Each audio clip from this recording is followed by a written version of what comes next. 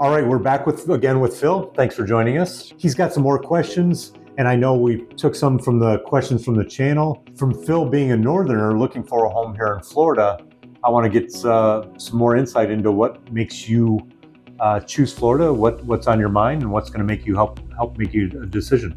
And if you haven't yet, scan the QR code on the screen to grab your playbook. It'll help you get a clearer picture before you start touring homes, and just help you out overall making the move to Florida. So before we jump into all this, just remember, all this information is on the house.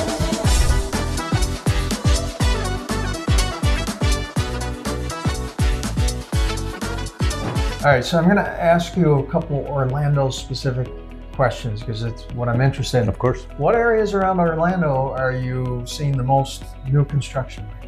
Okay, so that's an easy question because it's where the land is. What pockets still have land available that's affordable that a builder can go in, buy a big tract of land and build homes affordably. There's custom builders that'll buy smaller pockets that can build more custom small neighborhoods. But generally, Orlando, most of the good land is gone. So we're seeing Orlando growing and growing and growing. So the deals where there's still land left, right here where I work is Clermont, Minneola, Groveland, and Winter Garden still has quite a bit of land, but the infrastructure's kind of suffering because of that. And all the growth that's coming, we're going to see an impact there. Oviedo still has a lot of land. That's up in the northeast corner of Orlando. And then the Davenport, Haines City area, the trouble down there is, again, lack of infrastructure. The retail and everything just can't keep up. The roads. And what's happening is the builders down there are building starter homes almost exclusively. So that whole corridor is going to be filled with starter homes, which is going to keep values probably pretty stagnant. You're not going to see a lot of big growth there. There's lots of land and it's cheap land because it's farther away from everything, but desirability isn't going to be there. It's going to be a lot of rental homes, in my opinion. First-time buyers and rental homes is that corridor. But west of the city is where most of the growth is. When you go east and north, we're in completely different counties. Now we're talking Seminole and Volusia County to the north, Brevard County to the east, and it's a lot of swampland around those areas and Ocala National Forest. So you've got these big blocks that aren't buildable. So the growth is kind of going west for the most part. Are they overbuilding in certain areas, in your opinion, Sean? Well, it's kind of what happens is people go where the homes are. So if you want new construction and you're looking in Orlando, you're going to go where the builders are. So the areas that still have land kind of goes hand in hand with that last question. The areas that have land, yes, they're overbuilding because that's where the land is. That's what they're doing, is building homes where they have land. So it's helping the community on one side because of the tax base and the infrastructure and all the state is focused on that. But for the local residents, it's going to be growing pains for quite a while. So where can I get the best deal? The best deals typically, again, if you're not picky on the builder, which again, this is one of those questions that people ask me a lot is, who's your favorite builder? Well, nobody, when I'm touring resale homes with them, not one person has ever asked me who built this home. They don't care. Do you like the home? Do you like the community? I don't know who built the home. And it's very difficult if it's built 10, 20, 30 years ago, it's very difficult for me to find out who the builder was. I can do it, but will that change your opinion? I don't know. It might. But today, when you're buying new construction, what do you think of Lennar? What do you think of KB Homes?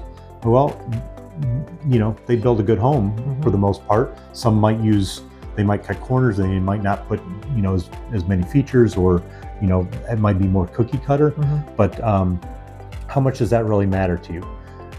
What matters is the location good for you? Real estate, we always talk about location, and you can't change that. So if you think the area, what are your expectations? What are your goals? Are you looking for the home to appreciate quickly? Are you looking to be in a good school district? Are you looking to have a short commute to your work? Do you want to be near the theme parks, near the beaches? So of all those things, the best deal is what fits your lifestyle and your family, right? And then we can find the builder of the community. So figuring out that, and there's always going to be something within your budget. Unless you're looking in, exclusive communities like Heathrow or Windermere that are pretty much the land's gone. the values have maintained extremely high level. But if you're looking for new construction, you kind of go where the builders are, and then you find a community that fits. Some builders have small communities, some have mega communities with big infrastructure and amenities and all those kind of things. So finding the location is first, and then we can always work on the deal after. Good deal. Sean, bottom line, we got questions from your YouTube channel, and Okay. are you ready for rapid fire? Of course, yeah, let's bring it on. Okay. One thing buyers never read but should. Oh gosh, the sales contract.